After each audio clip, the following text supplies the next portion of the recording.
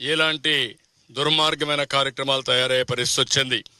మనం నిలబడుకున్నటువంటి ఈ బ్రిడ్జికి కనీసం ఆ పక్క ఈ పక్క దారి 5 సంవత్సరాల్లో వేయలేకపోయారు. కనీసం ఒక దారి కూడా ఏర్పాటు చేయలేని వీళ్ళు ఈ రాష్ట్రాన్ని ఏ విధంగా అభివృద్ధి చేశారో మనం గుర్తుపెట్టుకోవాల్సిన అవసరం ఉంది. అభివృద్ధి చేయకపోతే పర్వాలేదు. నేను ఆ రోజు నుంచి చెప్పాను, వ్యవస్థలు చిన్న భిన్నం అయిపోయినాయి, భ్రష్టు పట్టిపోయినాయి. ఈ వ్యవస్థల భ్రష్టు పట్టిపోయిన దానివల్ల ఎవరు పని చేయలేని మొరేలు లేదు, ఎవరు పని చేసే ధ్యాస లేదు. అక్కడి నుంచి నాకు 2-3 రోజులైతే శత విధాల అడ్మినిస్ట్రేషన్ ని ఫోర్స్ చేసినా మేము లాస్ట్ మైలో అనుకున్న లక్ష్యాలు నెరవేర్చలేకపోయాం. కానీ ఈ రోజు అడ్మినిస్ట్రేషన్ కూడా మీరు చూస్తే రాత్రింబగుళ్ళు పనిచేశారు, బురదలో తిరిగారు, కష్టపడ్డారు. ఈ రోజు ఎక్కడైతే ఇక్కడ రామానాయుడు గారు గాని, వెంకటేశ్వరరావు గాని, సాయి ప్రసాద్ వీళ్ళు ఎట్టయితే పనిచేశారు వింగ్ అంతా, ఈ రోజు ఎక్కడైతే ఇక్కడ రామానాయుడు గారు గాని, వెంకటేశ్వరరావు గాని, ఇక్కడ స్వచ్ఛందంగా ఇక్కడ ఒక లోకల్ కాంట్రాక్టర్ ఉంటే అతను కూడా ముందుకు వచ్చి వెంకటేశ్వర కాంట్రాక్టర్ ఏ మాత్రం మొహమాటపడకుండా ఏం చేయాలో స్వయంగా ఉండి పర్యవేక్షించి బ్రీచింగ్ క్లోజ్ చేసే పరిస్థితికి వచ్చారు. అది క్లోజ్ చేసిన తర్వాత కూడా మీరు చూశారు, పెద్ద పెద్ద బోల్డర్స్ పెట్టారు. మొదటి రోజున 500-600 క్యూసెక్స్ నీళ్లు మళ్ళా లీకేజ్ మొదలు పెట్టాయి.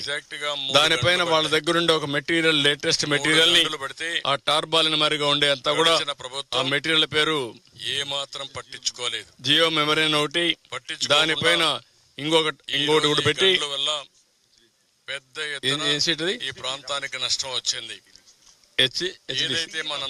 హెచ్డిపి రబ్బర్ మిక్సర్ షీట్ అంటున్నారు, నాకు టెక్నికల్ వర్డ్ తెలియదు, ఆయన మాట్లాడుతున్నాడు. అది నేను అంటే చాలా సార్లు చూసాం కానీ ఈ పర్పస్ కు పెట్టాలనేది మనకు ఐడియా లేదు. అది కూడా పెట్టారు, అంటే డబుల్ సెక్యూరిటీ ఇవ్వడానికి పరిస్థితి వస్తుంది. ముందు మెగా వచ్చారు, వాళ్ళ దగ్గరుండే ఒక షీట్ తీసుకొచ్చారు. ఎన్సిసి వచ్చారు, వాళ్ళ దగ్గర ఉండే షీట్ తీసుకొచ్చి డబుల్ ప్రొటెక్షన్ ఇచ్చారు. అవి పెట్టడానికి రాజమండ్రి నుంచి గజ ఈతగాళ్ళని తీసుకొచ్చారు. మళ్ళా నీళ్లు లోపలికి వెళ్ళాలి, లోపలికి వెళ్ళి ఆ షీట్ వేయాలి. ఆ షీట్ మళ్ళా బయట రాకుండా వెయిట్ పెట్టాలి. అవన్నీ వెయిట్ పెట్టి ఎన్ని విధాల ప్రయత్నం చేయాలనో, ఎందుకంటే మామూలు ఈతగాళ్ళు లోపలికి కూడా పోలేరు. లోపలికి పోయి ఒక 10 సెకండ్లో 20 సెకండ్లు అక్కడ ఉండి అవి సెట్ చేయాలి. అలాంటి అన్ని అంటే ఒక విధంగా చెప్పాలంటే ఎన్ని కష్టాలు నష్టాలు ఓర్చాలను అన్ని ఓర్చి కడాన దీన్ని క్లోజ్ చేయగలిగారు. ఇప్పుడు కూడా కొంత లీకేజెస్ ఉన్నాయి, అందుకే ఈ రోజు ఆలోచిస్తున్నారు బండ్ వెడల్పు చేస్తూ మధ్యలో మళ్ళా బండ్ ఫామ్ చేయడానికి ఈ ప్యారలల్ గా క్లే ఇవన్నీ వేసి కన్సాలిడేట్ చేసి వాటర్ ప్రూఫింగ్ కింద తయారు చేయడం కోసం అది కూడా వర్కౌట్ చేస్తున్నారు. ఒక దుర్మార్గమైన పాలన వల్ల ఎంతమంది నష్టపోయారు, ఎంతమంది కష్టపడుతున్నారు, ఈ పని ఎంత కష్టమైందో ఇది ఒక కేస్ స్టడీ. భవిష్యత్తులో కూడా ప్రతి ఒక్కరూ గుర్తుపెట్టుకోవాల్సిన అవసరం ఉంది.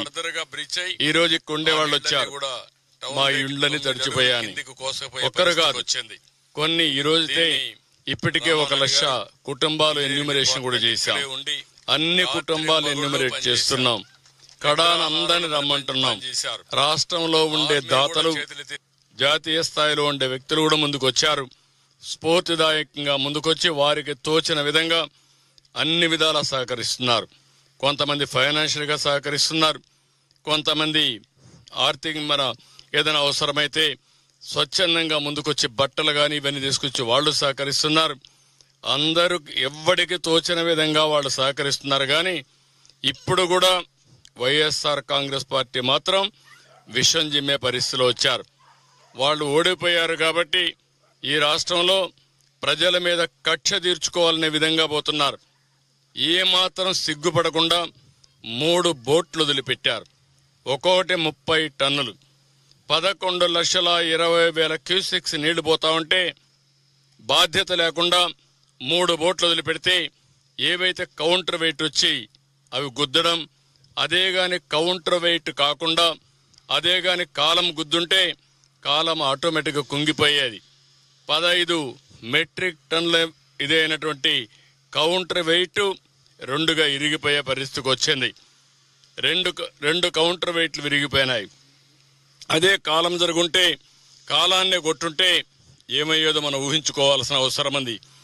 ఇంకా కూడా సిగ్గొదిలిపెట్టి సమర్థించుకునే పరిస్థితిలో ఉన్నారు.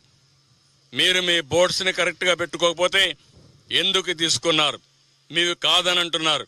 మీది కాదంటే మీరు రంగెందుకు వేశారు? మేము ఎన్ని అడుగుతున్నాం, దానికి సమాధానం చెప్పవలసిన బాధ్యత కాదు. ఇలాంటి వాళ్ళని మామూలుగా ట్రీట్ చేస్తే కూడా లాభం లేదు. ఇది ఒక జాతి ద్రోహం, విద్వేషం.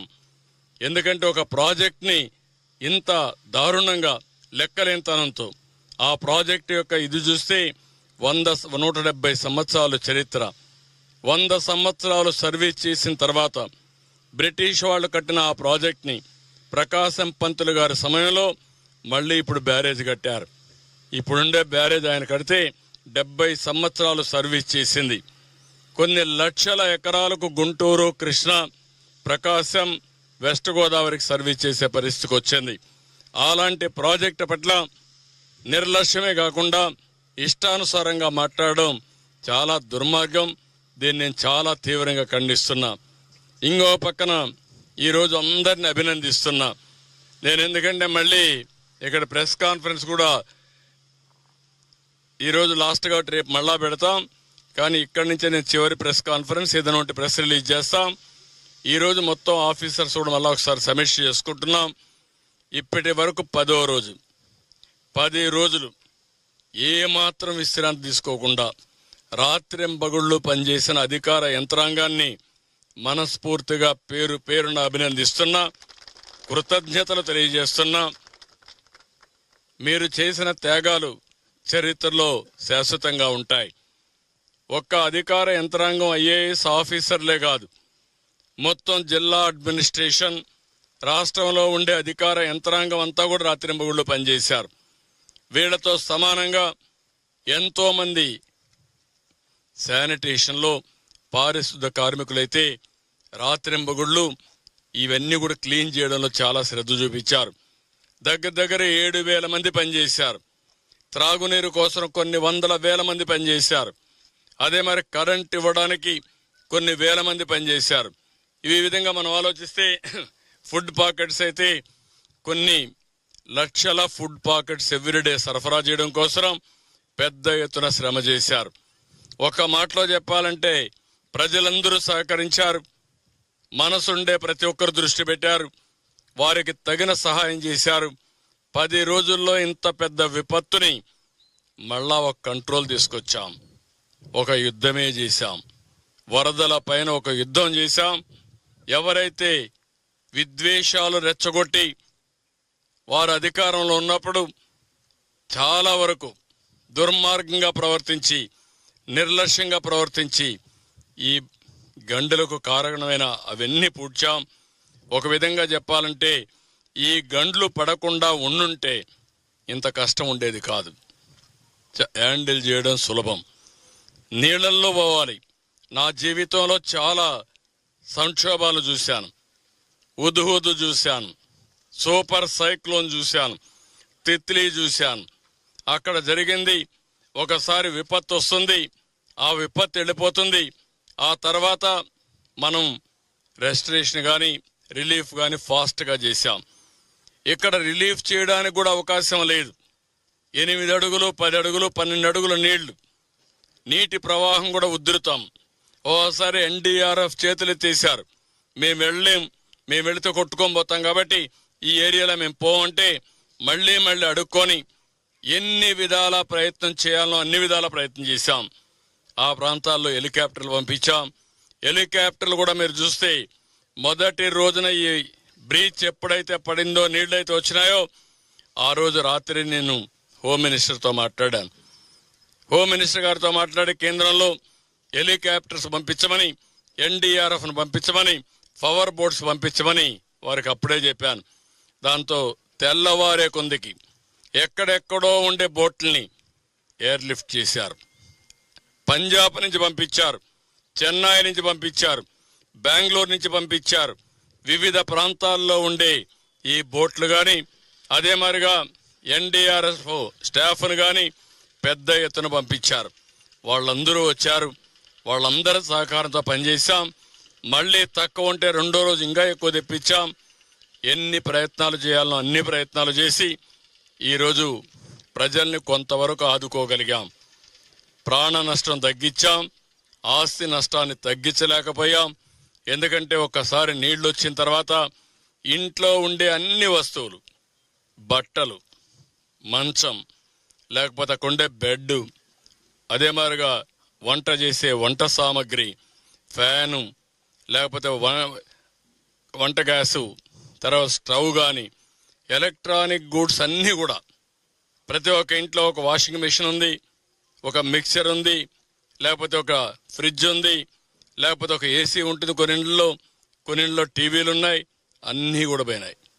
ఈరోజు వాళ్ళందరినీ కూడా పిలిపించి ఎన్ని విధాలా ప్రజలను ఆదుకోవాలనో మొట్టమొదటిసారిగా మీరు చూస్తే ఇప్పటికి 40,000 ఇండ్లలో, ఈరోజు 40 కాదు ఇంకా ఎక్కువ ఉంటుంది, అన్ని ఇండ్లలో ఫైర్ ఇంజిన్స్ పంపించి ఇండ్లు క్లీన్ చేసే కార్యక్రమానికి శ్రీకారం చుట్టాం.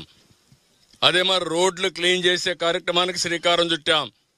కొన్ని వేల పంపులు తీసుకొచ్చి వాటర్ లిఫ్ట్ చేసి ఆ వాటర్ను కూడా కిందికి పంపించే కార్యక్రమాన్ని చేసే పరిస్థితికి వచ్చాం. అంటే ఒక పని కాకుండా ఏది కూడా మ్యాసివ్గా ఇన్నోవేటివ్గా వెళ్ళాం. టెక్నాలజీ ఉపయోగించాం, ఇంకో పక్క మెషిన్స్ ఉపయోగించాం, ఇంకో పక్క మనుషులందరినీ చైతన్యపరిచాం, వినూత్నంగా చేసి ఈ రోజుటికి ఒక మాటలో చెప్పాలంటే యుద్ధంలో గెలిచాం కానీ యుద్ధంలో జరిగిన నష్టం మాత్రం ఇంకా వెంటాడుతూ ఉంది. వరదలపైన యుద్ధమే చేశాం. యుద్ధంలో కూడా ఒక విధంగా మనం ఆలోచిస్తే యుద్ధంలో కొన్ని లక్షణాలు ఉంటాయి. సాయంత్రం 5 అయితే సన్సెట్ అయితే విరామం, అది యుద్ధ ధర్మం. మళ్ళా నెక్స్ట్ డే తెల్లవారితో సూర్యోదయం అయిన తర్వాత యుద్ధం ప్రారంభం అవుతుంది. రాత్రి రెస్ట్ తీసుకోవచ్చు. కానీ ఈ యుద్ధంలో మాత్రం రాత్రి రెస్ట్ తీసుకుంటే ఏమవుతుందో తెలియదు. ఇక్కడ రామానాయుడు గారు ఇక్కడే కూర్చొని మనుషులు పెట్టుకొని ఇక్కడే తూలుతూ ఈయన పనిచేస్తే అందరూ కూడా ఇదే స్ఫూర్తితో ఎక్కడికక్కడ రాత్రింబగుళ్ళు పనిచేశారు. ఆ విధంగా రాత్రింబగుళ్ళు పనిచేసి స్ఫూర్తిని నింపిన ప్రతి ఒక్కరిని చేతులెత్తి హృదయపూర్వకంగా నమస్కారాలు తెలియజేస్తున్నా, వాళ్ళందరినీ అభినందిస్తున్నా. ఇది సమాజం కోసం మీరు చూపించిన చొరవ, ఈ స్ఫూర్తి శాశ్వతంగా ఉంటుంది. వాళ్ళందరినీ మరొక్కసారి అభినందిస్తూ దీంతోనే పని అయిపోలేదు, ఇంకా చాలా చేయాల్సింది ఉంది. ఎన్యూమరేషన్ స్టార్ట్ చేశాం. ప్రతి ఒక్క ఇంటికి ఎన్యూమరేషన్ టీములు పంపించాం. వాళ్ళు చెప్పిన డేటా అంతా తీసుకున్నాం. యాప్ ద్వారా ఆ డేటా అంతా కలెక్ట్ చేసి ఇప్పటికైతే నేను ఇప్పుడు వచ్చినప్పుడు చూశాను 90,000 కుటుంబాలు డేటా అంతా అప్డేట్ చేశాం. ఇప్పటికి 1,00,000 ఉంటుందేమో. అది అయిన తర్వాత మొత్తం రేపు సాయంత్రానికి డేటా అంతా వస్తుంది. ఇక్కడే కాదు, రాష్ట్రంలో ఇంకా కొన్ని ప్రాంతాల్లో గ్రామాలు లంక గ్రామాలు దెబ్బతిన్నాయి. కొల్లేరు ప్రాంతం దెబ్బతినింది. ఏలూరు రిజర్వాయర్ వల్ల కింది ప్రాంతం దెబ్బతినింది. విశాఖపట్నంలో ల్యాండ్ స్లైడ్ వల్ల కొన్ని దెబ్బతినే పరిస్థితికి వచ్చాయి. అవన్నీ కూడా అధ్యయనం చేస్తున్నాం. రేపు ఎల్లుండో 10 రోజులు నేను ఇక్కడే ఉన్నాను. ఎందుకంటే ఇది ఒక భయంకరమైన విపత్తు, ఎప్పుడు రాని విపత్తు. ఏ ఒక్క నిమిషం కూడా నేను కానీ మిగిలిన కానీ ఏమారితే చాలా ఇబ్బందులు వస్తాయని ఇక్కడే ఉన్నాను. అయితే ఎప్పటికప్పుడు టెలికాన్ఫరెన్స్లు పెట్టి మా అధికార యంత్రాంగాన్ని, మా కలెక్టర్స్ అందరినీ యాక్టివేట్ చేశాను. వాళ్ళందరూ యాక్టివ్గా ఉండి ఎక్కడికక్కడ ఏ విధంగా చేయాలనో ప్రాణ నష్టం లేకుండా చేశారు. పంటల ఆస్తుల నష్టం కూడా తగ్గించారు. ఇప్పుడు రీహాబిలిటేషన్ కూడా చేస్తున్నారు. అది కూడా చేసి మినిస్టర్స్ కూడా అక్కడికి వెళ్ళి ఎక్కడికక్కడ కోఆర్డినేట్ చేసుకున్నారు. ఈ సమయంలో మీడియాను కూడా అభినందిస్తున్నాం. మీరు కూడా ఒక పాజిటివ్ రోల్ ఎవ్రీ 1 అవర్కి మేము అడిగితే మేము ఇచ్చిన బులెటిన్స్ కానీ, మీరు రిలీజెస్ కానీ, మీరు వాలంటరీగా వెళ్ళి రిస్క్ తీసుకొని ఏ విధంగా కార్యక్రమాలు చేపట్టాలని చేపట్టారు. ఒక స్ఫూర్తిదాయకంగా రాష్ట్రంలో మీరు సమాచారాన్ని అందజేశారు. దాని ఫలితమే ఈరోజు చూస్తే మార్నింగ్ నేను చూస్తే విపరీతంగా పెద్ద ఎత్తున ఎక్కడెక్కడి నుంచో వచ్చి స్పందించారు. కడాన ఒక స్కూల్లో ప్రతి ఒక్క కిడ్, చిన్న పిల్లలు వాళ్ళు పొదుపు చేసుకున్నటువంటి కిడ్నీ బ్యాంక్ నుంచి డబ్బులు తీసుకొచ్చి వరద బాధితులకు సహాయం చేసే పరిస్థితికి వచ్చారు. ఇది నా లైఫ్లో చాలా చూశాను, కానీ ఇంత స్ఫూర్తిదాయకంగా ప్రజలు స్పందించిన తీరు మొట్టమొదటిసారి. అదే సమయంలో ఇంత పెద్ద విపత్తు కూడా మొదటిసారి. దీనికి అందరినీ మరొక్కసారి అభినందిస్తూ ఎప్పటికప్పుడు మీకు సమాచారం తెలియజేస్తాం. అల్టిమేట్గా ప్రతి ఒక్కరికి న్యాయం చేసి మళ్ళీ ప్రతి ఒక్కరూ నిలదొక్కునే విధంగా చేయూతనిచ్చి తద్వారా అందరిని ఆదుకుంటాం. ఇది మొదటి విడత మాత్రం ఇంతవరకు జరిగింది. ఈరోజు సాయంత్రానికి ఎసెన్షియల్ కమాడిటీస్ కానీ లేకపోతే ఏం చేయాలో అవన్నీ చేసేస్తున్నాం. రేపటి నుంచి మళ్ళా ఒకసారి సమీక్ష చేసుకుని ఎల్లుండి లోపల అవుతానే మోటార్ బైకులు పోతే ఏం చేయాలి, కంపెనీలతో కూడా మాట్లాడాను. అదే మరి ఎలక్ట్రానిక్ గూడ్స్ అయితే మొత్తం వాళ్ళ ఏజెంట్స్ అందరినీ పిలిపించాను. నేను ఒకటే చెప్పాను, కొంతమంది లేబర్ ఛార్జెస్ అన్ని 100% ఎగ్జామ్ చేస్తామని, ఇంకొక విధంగా స్పేర్ పార్ట్స్ అన్ని 50% వరకు మేము సబ్సిడీ ఇస్తామంటే కాదు, మీ మేనేజ్మెంట్స్తో మాట్లాడండి, 100% ఇవ్వగలిగితే ఇవ్వండి, సిఎస్ఆర్ ఫండ్స్ వాడి మీరు ఈ కార్యక్రమం కూడా చేయమని ఇప్పుడే సమావేశం పెట్టి వాళ్ళకు కూడా ఆదేశాలు ఇచ్చాను. వాళ్ళు కూడా నాకు ఇచ్చినటువంటి విషయం మనం చూస్తే చాలా విషయాల్లో చేయగలుగుతాం, కానీ ఒక్క టీవీల్లో మాత్రం ఆ స్క్రీన్స్ కానీ అవన్నీ పోతే అది వీలు కాదు. ఒకసారి వర్షానికి తడిచిపోతే టీవీలు రీప్లేస్ చేయాల్సి వస్తుంది, 90% పాడైపోతాయని చెప్పారు. ఇక్కడ మిగిలిన వాషింగ్ మెషిన్లు కానీ, ఫ్రిడ్జ్లు కానీ, ఏసీ కానీ, లేకపోతే మీకు ఉన్నటువంటి ఫ్యాన్స్ కానీ ఇవన్నీ రిపేర్ చేసేదానికి అవకాశం ఉందని చెప్పారు. స్టవ్లు కూడా అవకాశం ఉందని చెప్పారు. అవన్నీ కూడా చేపించి మళ్ళీ నార్మల్ లైఫ్ వచ్చే వరకు ప్రతి ఒక్కరూ తిరిగి కోలుకొని ధైర్యంగా ముందుకు పోయే వరకు ప్రజలకు అండగా ఉంటామని చెప్పి మరొకసారి అందరికీ విజ్ఞప్తి చేస్తూ మరొకసారి అందరికీ ధన్యవాదాలు, నమస్కారాలు. రేపు ఉత్తరాంధ్రకి వెళ్తున్నా. ఉత్తరాంధ్రకి వెళ్ళి ఏలేరు బాధితులు కానీ విశాఖపట్నం కానీ పరామర్శిస్తాను. ఎల్లుండి మళ్ళీ ఇక్కడ నందివాడ బాగా దెబ్బతిన్నారు, కొల్లేరు బాధితులు ఉన్నారు. అదే మరి బాపట్ల దగ్గర లంక గ్రామాలన్నీ దెబ్బతిన్నాయి, ఏమూరు నియోజకవర్గం, ఆ నియోజకవర్గాల్లో వాళ్ళు కూడా పరామర్శించి ప్రభుత్వం ఏ విధంగా అయితే విజయవాడలో చేస్తున్నాం గ్రామీణ ప్రాంతాల్లో కూడా వారికి కూడా న్యాయం చేయడం కోసం అన్ని విధాల ప్రయత్నం చేస్తున్నాం. ప్రభుత్వం అనేది అందరి కోసం ఆలోచిస్తున్నాం. ఓ దగ్గర ఎక్కువ నష్టం జరిగితే అక్కడ ఎక్కువ ఫోకస్ చేయాల్సి వస్తుంది. ప్రతి ఒక్కరికి తగిన న్యాయం చేసే బాధ్యత ప్రభుత్వం తీసుకుంటాం.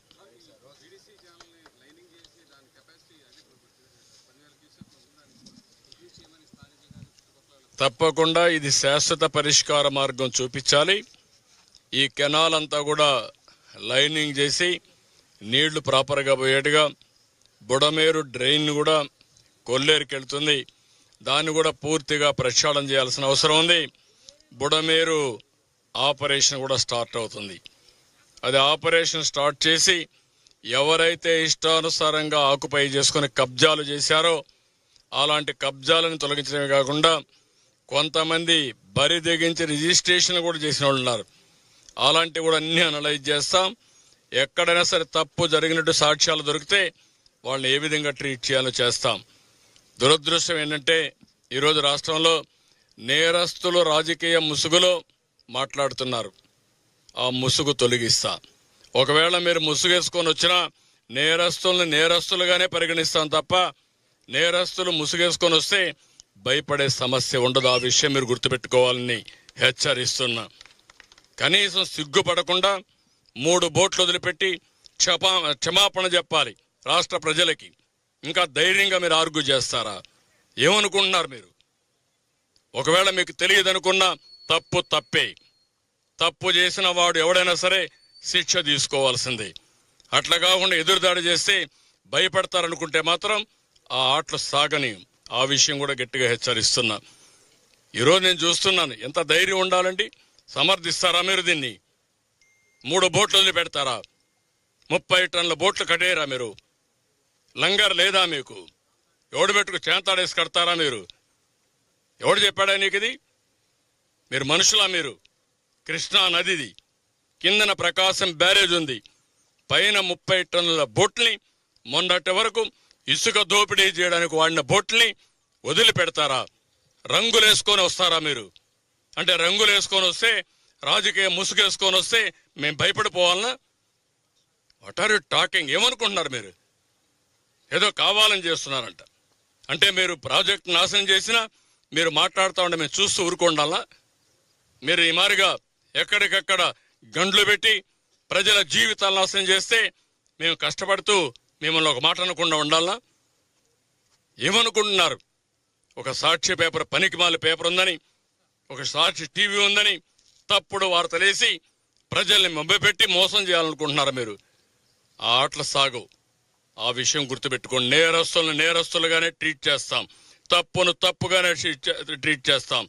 తప్పును ఎవడు చేసినా వదిలిపెట్టే సమస్య ఉండదు. ఆ విషయం గుర్తుపెట్టుకోవాల్సి హెచ్చరిస్తున్నా. ఇది ప్రజా ప్రభుత్వం, ప్రజల కోసం పనిచేసే ప్రభుత్వం. నేను ఒకటే చెప్తున్నా, ఎప్పుడైనా సరే ప్రజా ప్రభుత్వంలో ప్రజలకు మోసం చేసి ద్రోహం చేసే వాళ్ళు మాత్రం హెచ్చరిస్తున్నా, అది మంచి పద్ధతి కాదని కూడా కోరుతున్నా. మీరు చేసే దుర్మార్గమైన కార్యక్రమానికి ఇన్ని వేల మంది సఫర్ కావాలి, ఇంతమంది మేమందరూ సేవలు చేయాలనా? మీరు ఇంకా దాడులు చేస్తారా? మీరు ఏమనుకుంటున్నారు మీరు? కాబట్టి ఆటలు వదిలిపెట్టండి, విన్యాసాలు వదిలిపెట్టండి. మీరు రాజకీయ ముసుగులో నేరస్తులు మాని మెయిన్ స్ట్రీమ్కి రండి. రాజకీయాల్లో మెయిన్ స్ట్రీమ్కి రండి. కరుడు గట్టిన నేరస్తులు ఎవరు కూడా మీ పార్టీలో కానీ ఎక్కడున్నా ఎవరిని వదిలిపెట్టం. పార్టీ ముసుగేసుకున్నంత మాత్రం భయపడే సమస్య లేదు. కాబట్టి ఇది బ్రాడ్గా మీరు కూడా ఎప్పటికప్పుడు మీకు సమాచారం తెలియజేస్తాం. ఏం జరిగిందో ఆ విషయాలు చెప్తాం, ముందుకు వెళ్తాం. Thank you.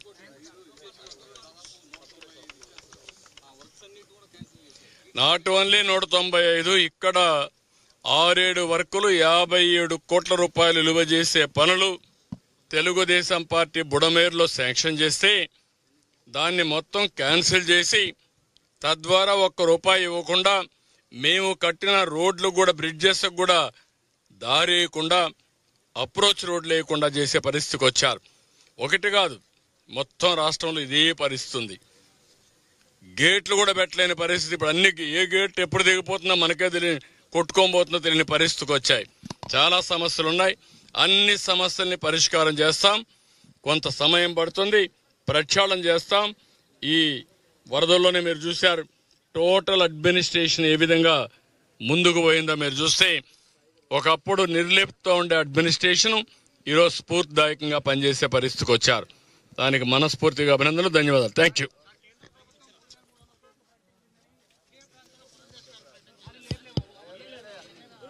అదేమీ కాంట్రవర్సీ లేదు. కేంద్రం మామూలుగా 75% కేంద్రం, 25% రాష్ట్రం కెలామిటీ ఫండ్ వస్తుంది. కానీ ఆ కెలామిటీ ఫండ్ రెగ్యులర్గా వచ్చేది. దానికంటే మనకు రావాల్సింది ప్రత్యేకంగా కేంద్రం నుంచి ఫండ్ ఉంటుంది. ఆ ఫండ్ నుంచి ఇమ్మని కేంద్రం టీం పంపించమని కోరుతున్నాం. ఇది అన్ని రాష్ట్రాలకు వచ్చే డబ్బులు, ఇది ఎవ్రీ ఇయర్ వచ్చే డబ్బులు. ఆ విషయం చెప్పాను, ఆ విషయం మంత్రి గారు కూడా చెప్పారు తప్ప కొత్తగా ఇచ్చామని కాదు. ఆ డబ్బులు ఎటు వస్తుంది 2 రాష్ట్రాలకి. అది కాకుండా ప్రత్యేకంగా మన రాష్ట్రంలో జరిగిన, తెలుగు రాష్ట్రాల్లో జరిగిన విపత్తు వల్ల చాలా నష్టం వచ్చింది. దానికి అదనంగా సహాయం చేయాలి. ప్రత్యేకంగా సహాయం, అదనంగా కూడా కాదు, ప్రత్యేకంగా సహాయం చేయాలి. అదే చెప్పింది. మీకు ఎవరికి కన్ఫ్యూజన్ అవసరం లేదు.